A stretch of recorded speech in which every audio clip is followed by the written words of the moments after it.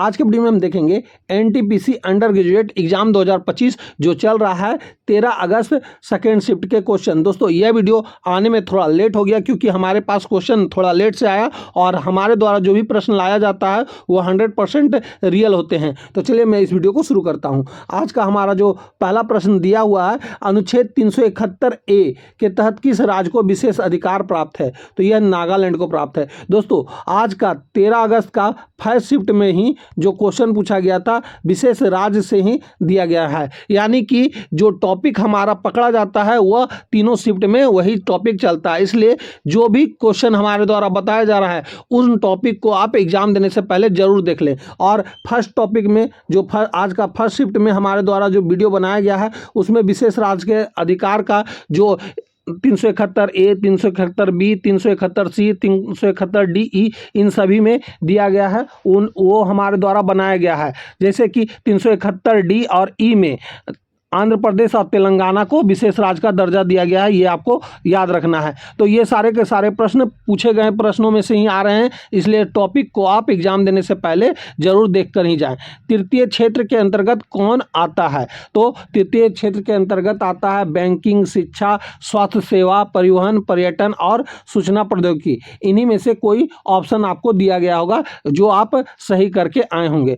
तो और तृतीय क्षेत्र को ही सेवा क्षेत्र भी कहा जाता है, ये भी आपको याद रखना है। दोस्तों अब चलते हैं, जो अगला प्रश्न पूछा गया था दल बदल विरोधी कानून। हमारे द्वारा पहले ही आप लोगों को बता दिया गया था कि दल बदल विरोधी कानून से रिलेटेड प्रश्न पूछा जाएगा। तो यह है कि 10वीं अनुसूची से संबंधित है और इस अनुसूची को 52वें संविधान संशोधन 1985 द्वारा जोड़ा गया था, यह भी आपको याद रखना है।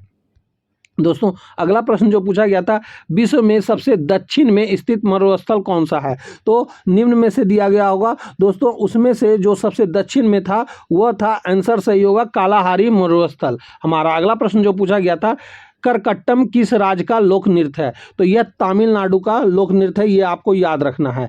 करकट्टम नृत्य देवी मरियप्पन को समर्पित है, ये भी आपको याद रखना है क्योंकि हो सके आगे आने वाले एग्जाम में यह पूछा जा सकता है। और इसमें पारंपरिक संगीत वाद्य यंत्र जैसे नैय्यदी मेलम का उपयोग किया जाता है, ये भी आपको याद रखना है। हमारा जो अगला प्रश्न जो पूछा गया था वो कांग्रेस की स्थापना किसके द्वारा की गई थी? तो यह किया गया था A.O. ह्यूम के द्वारा। और कब किया गया था? 28 दिसंबर 1885 में मुंबई में हुआ था। दोस्तों इससे भी रिलेटेड प्रश्न बन सकते हैं, इसे इसलिए इन टॉपिक को आप याद रखेंगे। और इसके पहले अधिवेशन के अध्यक्ष कौन थे? तो W.C. बनर्जी थे, ये भी आपको याद रखना है क्योंकि हो सकता है आगे आने वाले एग्जाम में आपको ये क्वेश्चन पूछा जा सकता है। गरुड़ शक्ति युद्ध अभ्यास भारत और किस देश के बीच आयोजित हुआ था? तो दोस्तों यह हुआ था भारत और इंडोनेशिया के बीच। दोस्तों युद्ध अभ्यास से एक क्वेश्चन प्रत्येक एग्जाम में पूछा ही जा रहा है, इसलिए आप युद्ध अभ्यास से रिलेटेड प्रश्न देख लेंगे। और हमारे द्वारा कल आपको युद्ध अभ्यास से रिलेटेड एक वीडियो मिलेगा, उससे ही आपको युद्ध अभ्यास से सारे प्रश्न मिल जाएंगे, इसलिए उस वीडियो को आप एग्जाम देने से पहले जरूर देख लेंगे। गरुड़ शक्ति जो है यह 2024 में 9वां संस्करण हुआ था, ये आपको याद रखना है। और ये कहाँ हुआ था? इंडोनेशिया के सिज तुंग जकार्ता में हुआ था। 1 नवंबर से 12 नवंबर 2024 तक आयोजित किया गया था। इसमें भारत की ओर से 25 कर्मियों वाली भारतीय सेना की टुकड़ी अभ्यास में भाग लिया था। और गरुड़ शक्ति जो है यह वर्ष 2012 से शुरू हुआ है, ये भी आपको याद रखना है क्योंकि हो सकता है आगे आने वाले एग्जाम में आपको यह क्वेश्चन पूछा जा सकता है। भारत मंडपम में नीति आयोग की 2025 में कौन सी बैठक हुई थी? दोस्तों इसी से रिलेटेड जो फर्स्ट शिफ्ट में क्वेश्चन पूछा गया था, विषय क्या है, और इसमें पूछ दिया गया भारत मंडपम में नीति आयोग की 2025 में कौन सी बैठक हुई थी। तो हमारे द्वारा बोला जा रहा है ना कि क्वेश्चन रिपीट कर रहा है, तो यही टॉपिक वाइज रिपीट कर रहा है, तो इन टॉपिक को आप एग्जाम देने से पहले जरूर से जरूर देख लेंगे। तो यह हुआ था 10वीं गवर्निंग काउंसिलिंग बैठक और इसका आयोजन हुआ था 24 24 तारीख को 2025 को प्रधानमंत्री नरेंद्र मोदी की अध्यक्षता में हुआ था। और इस बैठक का विषय जो था, विकसित राज्य के लिए विकसित भारत 2047, ये आपको याद रखना है। ये हुआ था और इसी का विषय फर्स्ट शिफ्ट में पूछा गया था। और अब पूछा गया है कि कौन सी नंबर की बैठक हुई थी। हमारा अगला प्रश्न जो पूछा गया था, मानव विकास सूचकांक में भारत का रैंक कितना है? तो इसमें भारत का रैंक है 130 और कितना देशों में है? तो 193 देशों में, ये भी आपको याद रखना है। और यह कितना रेट के साथ था? तो 0.685 के साथ यह भारत 130वें रैंक पर रहा है। और यह रिपोर्ट संयुक्त राष्ट्र विकास कार्यक्रम UNDP द्वारा जारी किया जाता है। ये भी आपको याद रखना है क्योंकि आने वाले एग्जाम में यह प्रश्न भी पूछा जा सकता है। और पहला स्थान पे आइसलैंड था इतना रेटिंग के साथ, तो 0.972। और नॉर्वे और स्विट्जरलैंड जो है दूसरे नंबर पे रहा था 0.970 रेटिंग के साथ। ये आपको याद रखना है क्योंकि हो सकता है आगे आने वाले एग्जाम में यह प्रश्न आपके एग्जाम में पूछा जाने की संभावना भी हो सकता है। राष्ट्रीय गोकुल मिशन की शुरुआत कब हुई थी? तो यह हुआ था वर्ष 2014 में भारत सरकार के पशुपालन और डेयरी और मत्स्य पालन विभाग द्वारा। ये आपको याद रखना है। हमारा अगला प्रश्न जो है यह पूछा गया था, मिद्दुमल सूक्ष्म पाषाण स्थल भारत के किस राज्य में स्थित है?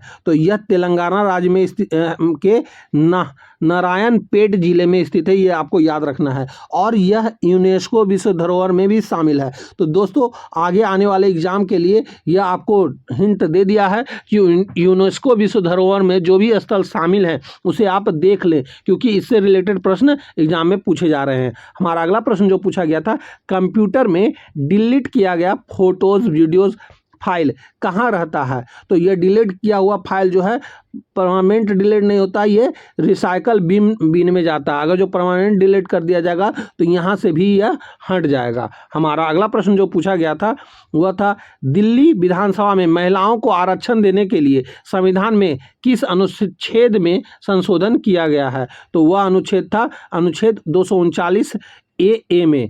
इस संशोधन के तहत उसमें नए उप अनुच्छेद जोड़कर महिलाओं के लिए विशेष आरक्षण सुनिश्चित किया गया है। इस संशोधन का हिस्सा मतलब 106वीं संशोधन अधिनियम 2023 है जिसे संसद द्वारा पारित किया गया और राष्ट्रपति द्वारा 28 सितंबर 2023 को मंजूरी दी गई।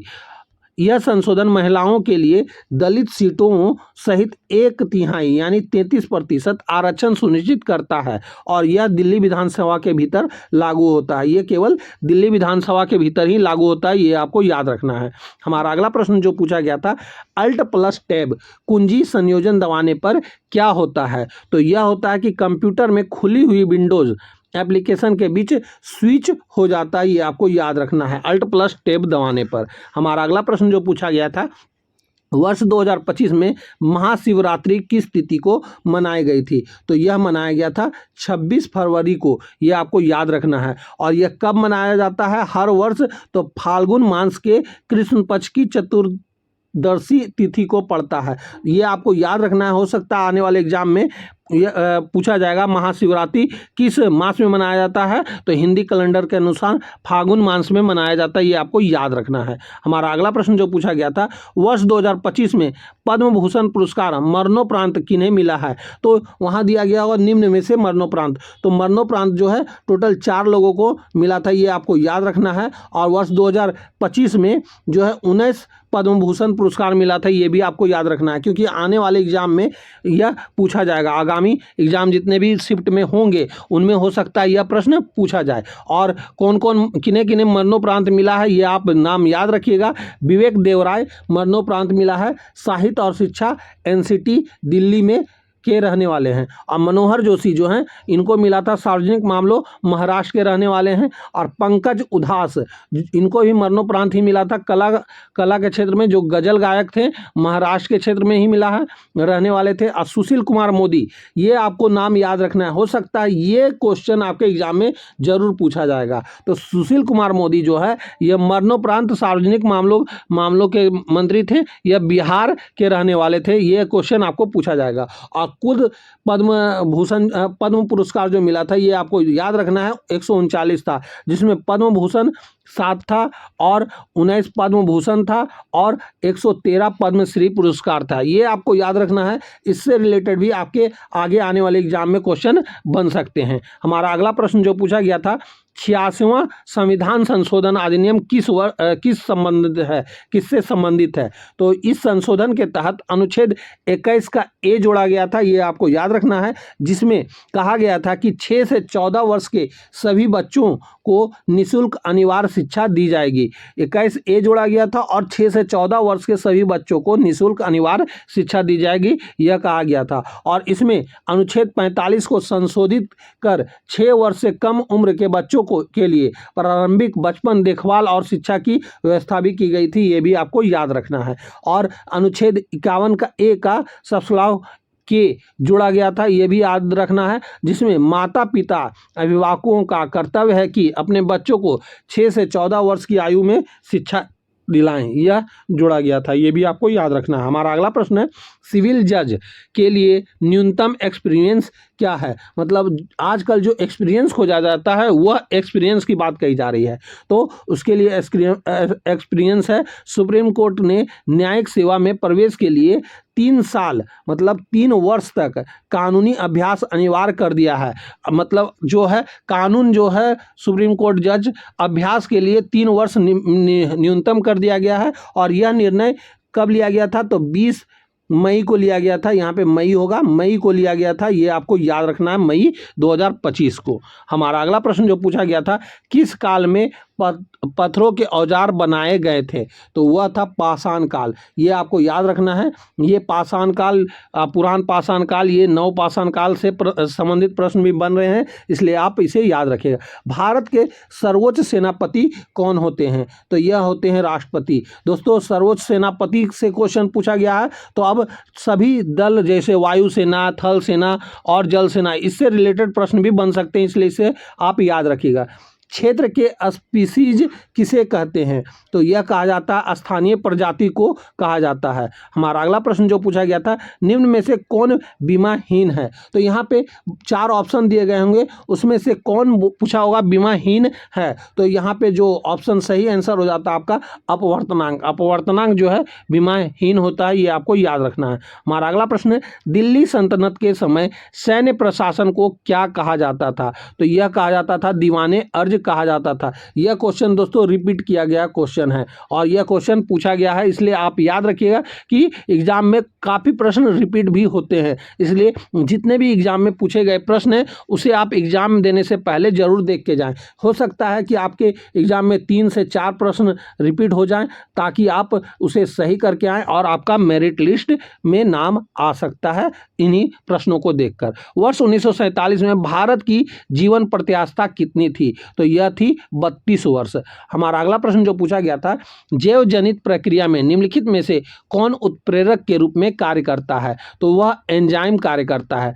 ग्रामीण भूमि रहित रोजगार गारंटी कार्यक्रम योजना किस वर्ष शुरू की गई थी? तो यह वर्ष 1983 में शुरू किया गया था। राज्य सूची, संघ सूची और संवर्धित सूची किस अधिनियम द्वारा दी गई थी? तो यह भारत शासन अधिनियम 1935 के द्वारा दी गई थी। दोस्तों, भारत शासन अधिनियम से रिलेटेड भी प्रश्न काफ़ी बन रहे हैं, इसलिए जितने भी भारत शासन अधिनियम है, गवर्नर एक्ट है, ये आपको एग्जाम देने से पहले जरूर देख के जाना है, क्योंकि इससे आपके 1 या 2 मार्क्स बन रहे हैं। लक्ष्य सेन ने king cup international badminton open 2025 में किसको हराकर तीसरा स्थान हासिल किया? तो ये उनका नाम है एलेक्स लेनियर। ये आपको याद रखना है, खेल से संबंधित भी प्रश्न आपके एग्जाम में पूछे जा रहे हैं।